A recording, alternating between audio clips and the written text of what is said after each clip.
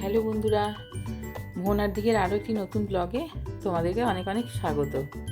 আর আজ আমি বানাবো মাছের পাতুরি। তো এটা হচ্ছে চারাপোনা মাছের পাতুরি। এমনিতে তো ইলিশ মাছের পাতুরি, তারপরে রুই কাতলা মাছের পাতুরি তো অনেকবার বানিয়েছো, হ্যাঁ। কিন্তু এইভাবে যদি চারাপোনা মাছেরও পাতুরি বানানো যায় লাউ পাতা দিয়ে, তাহলে কিন্তু এটা খেতে এতটাই টেস্টি হয় যে কি বলবো। আর চারাপোনা মাছের তো একই রকম রান্না আমরা করি, হয়তো সবজি দিয়ে ঝাল কিংবা হালকা করে ঝোল, হ্যাঁ, তারপরে সর্ষে দিয়ে ঝাল এইসবই করা হয়। কিন্তু এইভাবে একবার বানিয়ে দেখো, এটা কিন্তু খেতে ভীষণই টেস্টি হয়। আর যেহেতু মাছটা এখানে ভাপানো হচ্ছে না, হ্যাঁ, সেই জন্য সর্ষে বাটা দিয়ে আর লাউ পাতা দিয়ে একটা যে টেস্ট, হ্যাঁ, সেটা কিন্তু অসাধারণ খেতে হয়। প্রথমে আমি দেখো সাদা সর্ষে আর কাঁচা লঙ্কা বেটে নিচ্ছি। আর কাঁচা লঙ্কা 4টে দিয়েছি আমি, যাতে একটু ঝাল ঝাল হয়, হ্যাঁ। আর একটু মোটা করে বাটতে হবে, যাতে এটা খুব বেশি জল দিয়ে বাটা যাবে না, হ্যাঁ। আর মাছটাতে, এই যে মাছগুলি সাইজটা দেখো, ওই মাঝখানে একটা পিস হবে, আর এদিকে মাথা, এদিকে লেজা। তো এই সাইজের মাছটা কিভাবে আমি রান্না করছি দেখো।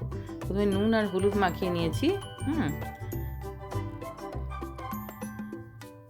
আর তারপরে এর মধ্যে আমি সর্ষের তেল দিয়ে দিয়েছি, আর দিয়ে দিলাম সাদা সর্ষে যেটা বেটে রেখেছিলাম সেটা দিয়ে ভালো করে মাখিয়ে কিছুক্ষণ রেখে দিলে এটা খুব ভালো হয়, হ্যাঁ। তাহলে কি হয়, নুন তেল যেটা, সেটা কিন্তু মাছের মধ্যে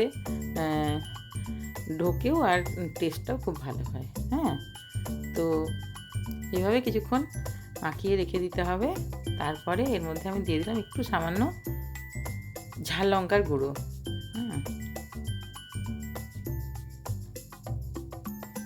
দিয়ে তারপরে দিয়েছি সামান্য একটু চিনিটা দিলে কিন্তু টেস্টটা ভীষণ বাড়ে। চিনিটা অপশনাল, কেউ দিতেও পারো, নাও দিতে পারো, হ্যাঁ। তারপরে দেখো এটা কিছুক্ষণ মাখিয়ে রেখে দিয়েছিলাম। তারপরে লাউ পাতাগুলিকে ধুয়ে আমি শুকনো করতে দিয়েছি, হ্যাঁ। লাউ পাতা কুমড়ো পাতাতেও এটা হয়, তবে কুমড়ো পাতাটা সবসময় পাই না, হ্যাঁ। আর এটাকে বাঁধার দরকার নেই সুতো দিয়ে, এটা জাস্ট এরকম একটু মুড়ে দিলেই হবে, হ্যাঁ। আর এটা মোটামুটি ভাজার পরে এমনিতেই পাতাটা যখন নরম হয়ে যাবে না, তখন মাছের গায়ে এটা এমনিতেই লেগে যাবে, তখন আর খুলে যাওয়ার অতটা ভয় নেই।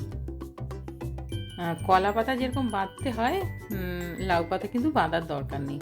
আর যেভাবে ভাঁজটা করছি, উল্টো দিকটা মোটামুটি তাওয়াতে দিলেই হয়ে যাবে, তাওয়াতে কিংবা ফ্রাইং প্যানে দিলেই হয়ে যাবে, আর এইভাবে রান্না করলে মাছের যে কাঁটাটা, সেটা কিন্তু ছাড়াতে ভীষণ সুবিধা হয়, যেহেতু মাছটা সেদ্ধ হয়ে যায় পাতার মধ্যেই, সেই জন্য যারা এমনিতে কাঁটা ছাড়াতে পারে না, তারাও কিন্তু কাঁটাটা ছাড়াতে পারবে। আর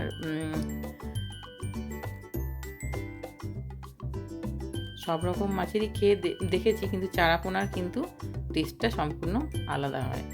তারপরে দেখো তেলটা গরম করে নিয়ে তারপরে এইভাবে পাতুরিগুলি দিয়ে দিচ্ছি। আর পাতাটায় যে একটু খুলে যাচ্ছে না, এটাতে কোনো সমস্যা নেই। এটা যখন নরম হয়ে যাবে, সেদ্ধ হয়ে যাবে, তখন ওটা নিজে নিজেই গায়ে লেগে যাবে।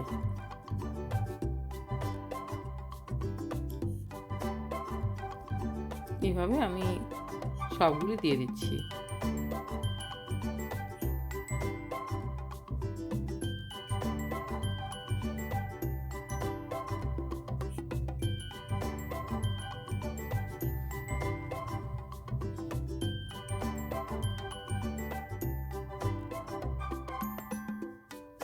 আর কলা পাতাতে যেরকম খুলে খুলে কলা পাতাটা কোনো খাওয়া যায় না, কিন্তু কলা পাতার একটা টেস্ট অবশ্যই আছে। কিন্তু এখানে লাউ পাতাটা যেহেতু খাওয়া যায়, আর একটু একটু যদি সর্ষে বাটা বেরিয়েও যায় না তেলের মধ্যে, সেটা কিন্তু ওই লাউ পাতার উপরে লেগে যাবে, ওটা তখন আরও টেস্টি হয়, হ্যাঁ। সেই জন্য একটু আধটু যদি সর্ষে বাটা বেরোয়, তাতে কিন্তু কোনো অসুবিধা নেই।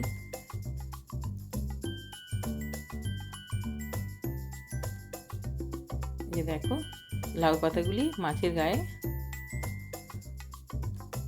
পুরো এঁটে যাচ্ছে, নরম হয়ে গেছে ভাজার পরে।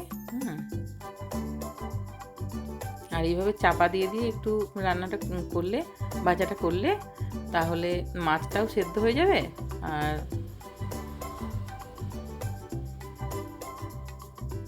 তলায়ও ধরবে না। আর আঁচটা লোতে রাখতে হবে, আঁচটা কিন্তু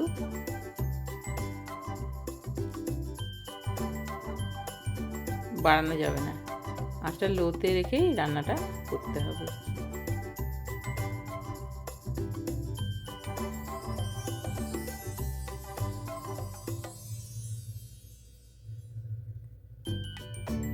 এটা তো চিংড়ি মাছ দিয়ে বলো কি চুনো মাছ দিয়ে বলো, সব মাছ দিয়েই হয়।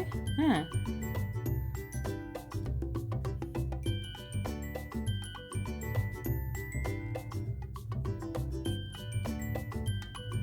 এই যে দেখো কি সুন্দর কালার এসছে, আর মাছটাও ভেতর থেকে সেদ্ধ হয়েই গেছে।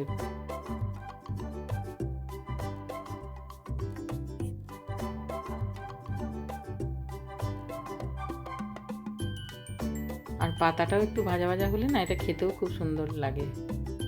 আর তারপরে একটু চাপা দিয়ে দিলাম। এটা অনেকটা ভাজা হয়েই গেছে, তবে আমি একটু বেশি সেদ্ধ করছি এটাকে। হ্যাঁ, তাহলে কাঁটাটা ছাড়াতে খুব সুবিধা হবে।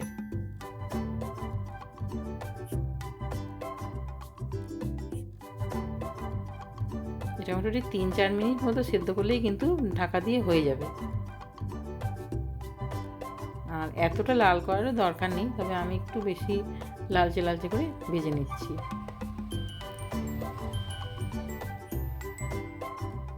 আর আমার এই রেসিপিটা যদি ভালো লাগে তাহলে অবশ্যই একটা লাইক দিয়ে দিও আর কমেন্ট করো।